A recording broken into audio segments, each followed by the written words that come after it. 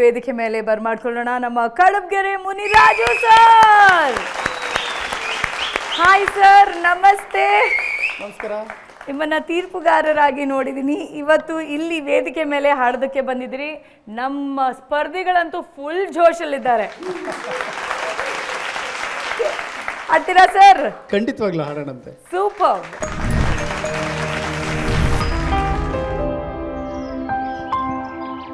ಕಾದೋನ್ ಕುರಿ ನೋಡು, ದುಡ್ದೋನ್ ಹೊಲ ನೋಡು, ಆರೋಗು ಬಂಗಾರ ತಿಂತು, ಕೊರಗು ತನ್ನೇ ತಿಂತು, ಮನಸ್ನಂತೆ ಮಾದೇವ,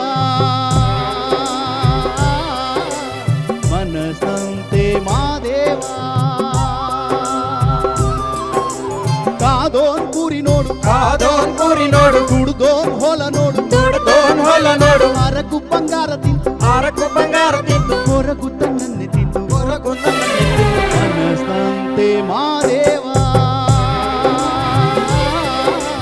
ಮನಸ್ನಂತೆ ಮಾದೇವ.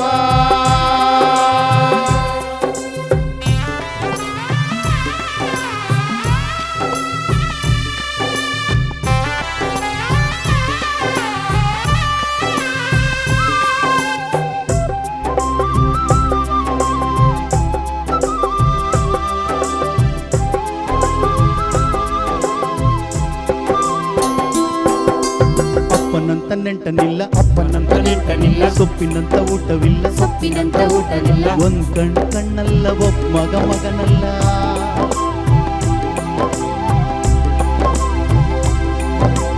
ಚಾಡಿ ಕಿವಿ ಚಂದ, ಚಾಡಿ ಕಿವಿ ಚಂದ, ಸುಳ್ಳು ಹೇಳೋ ಚಂದ, ಸುಳ್ಳು ಹೇಳ ಚಂದ, ಕೊಲ್ಲು ಯಾವಿಂದ ಕಾಯು ದೆವ್ವ ಮೇಲು.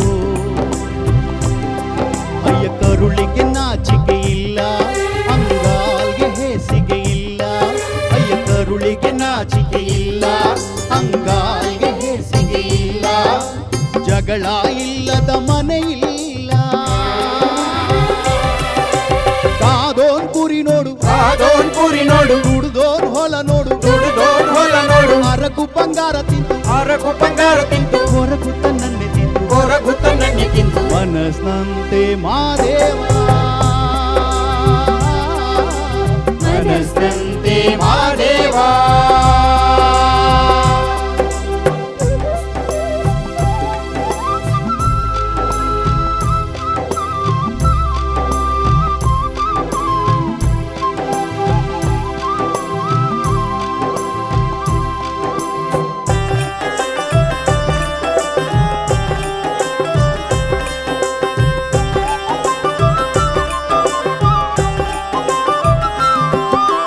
ತಾಯಿಗಿಂತ ಬಂಧು ಇಲ್ಲ, ತಾಯಿಗಿಂತ ಬಂಧುವಿಲ್ಲ, ಉಪ್ಪಿಗಿಂತ ರುಚಿ ಇಲ್ಲ, ಉಪ್ಪಿಗಿಂತ ರುಚಿ ಇಲ್ಲ, ವೇದ ಸುಳ್ಳಾದ್ರೂ ಗಾದೆ ಸುಳ್ಳಲ್ಲ.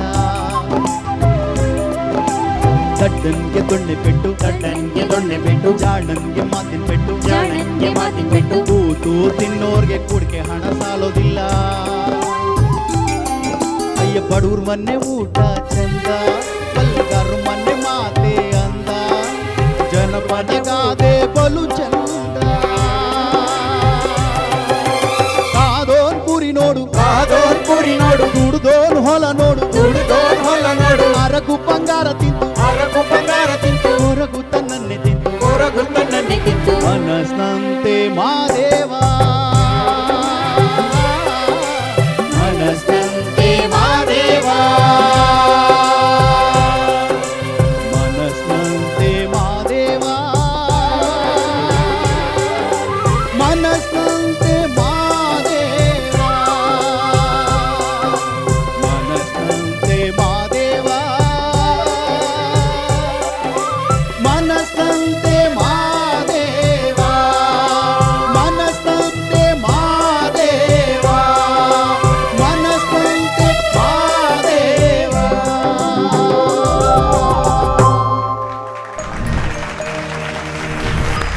Superb sir. ಮನಸ್ಸಿನಂತೆ ಮಹಾದೇವ ಈ ಒಂದು ಹಾಡನ್ನ ಹಾಡಿ ನಮ್ಮೆಲ್ಲರನ್ನ ರಂಜಿಸಿದಿರಿ. ನಿಮಗೆ ಆ ಮಹಾದೇವ ಇನ್ನಷ್ಟು ಶಕ್ತಿ ಕೊಡ್ಲಿ, ಇನ್ನಷ್ಟು ಹಾಡುಗಳನ್ನ ನಮಗೆ ಕೊಡೋ ಥರ ಆಗಲಿ. ಈ ಹಾಡನ್ನ ಸಂಯೋಜನೆ ಮಾಡಿದವರು ಯಾರು ಗೊತ್ತಾ? ಹಂಸಲೇಖ ಸರ್.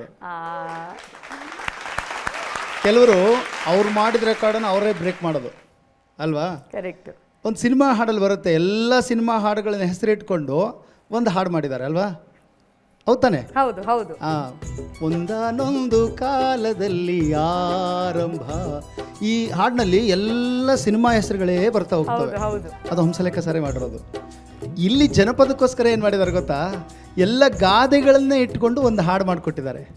ಅವರು ಒಂದು ಪಲ್ಲವಿ ಒಂದು ಚರಣನ ಅದನ್ನೆಲ್ಲ ಕೂಡಿ ಹಾಕಿ ಗಾದೆಗಳನ್ನೆಲ್ಲ ಕೂಡಿ ಹಾಕಿ ಎಷ್ಟು ಚೆನ್ನಾಗಿ ಮಾಡಿಕೊಟ್ರು. ಆಮೇಲೆ ಅದಕ್ಕೆ ಇನ್ನು ಮುಂದಿಂದ ಒಂದಿಷ್ಟು ನಾನೊಂದು ಚೂರು ಸೇರಿಸಿ ಹಾಡ್ಬಿಟ್ಟಿದ್ದೀನಿ. ನಿಜವಾಗ್ಲೂ ಎಂಥ ಅದ್ಭುತವಾದ ಹಾಡು ಗೊತ್ತಾ? ಈ ಥರದ ಪ್ರಯೋಗ ಯಾರಾದರೂ ಮಾಡ್ತಾರೆ ಅಂದರೆ ಹಂಸಲೇಖ ಸಾರು, ಅವ್ರಿಗೆ ಒಂದು ಜೋರು ಚಪ್ಪಾಳೆ ಕೊಡಿ. ಧನ್ಯವಾದಗಳು. ಈ ಹಾಡನ್ನ ಇಲ್ಲಿ ಪ್ರಸ್ತುತಿ ಮಾಡಿದ್ದಕ್ಕೆ ನಮ್ಮ ಕಾರ್ಯಕ್ರಮದಲ್ಲಿ ಥ್ಯಾಂಕ್ ಯು ಸೋ ಮಚ್. ಧನ್ಯವಾದ. Thank you.